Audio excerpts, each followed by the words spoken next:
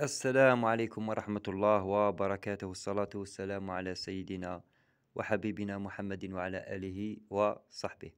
أرحب بكم من جديد، معكم سيف.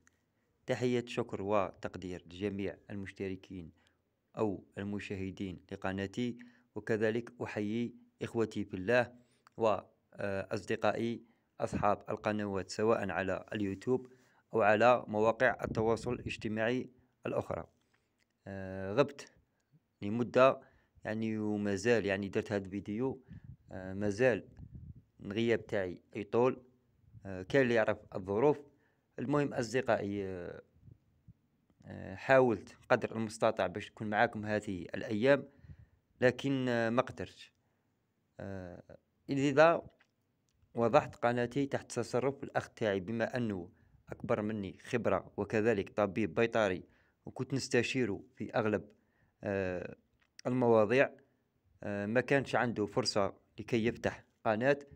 سأعطيه فرصة إن شاء الله ليتعرفوا عليه المشاهدين. أصدقائي، راح يكون اختلاف في الإلقاء. ماهوش متعود على الفيديوهات، راح تكون شوية صعيبة عليه في الأول، لكن حاولوا تساعدوه. كذلك بالنسبة للأقلية هذوك اللي يديروا تعليقات مهينة أو نقولوا تعليقات مسيئة، حاول تفاداها. صبر شوية، صبر شوية، لأنه الأخ نتاعي هذا كبير عليا ونحترمه بزاف. ما تكتبوش هذوك التعليقات، خليها في قلبك. كذلك أصحاب القنوات، خاوتي أصحاب القنوات، حاولوا تفهموا الوضع نتاعي. كذلك إن شاء الله كما عاونتوني أنا، إن شاء الله تعاونوا مع الأخ نتاعي هذا لمدة فقط، قبل ما نرجع. إن شاء الله ما تكونش المدة طويلة. نرجع أنايا، ولا لقيت وقت إن شاء الله سأضع مواضيع خاصة بي، أو نكون إن شاء الله مع الأخ نتاعي. سيقوم بإكمال سلسلة المواضيع اللي بدينا فيها. كانت أيام شابة بزاف. القناة هذه سمحت لنا باش نتعرفوا على رجال من داخل وخارج الوطن. ما شاء الله، بارك الله فيكم خاوتي، وسامحوني على الغياب. إن شاء الله تكملوا مع الأخ نتاعي. دوك يبدأ المواضيع، نحاول نفهموا كيفاش يتعامل إن شاء الله.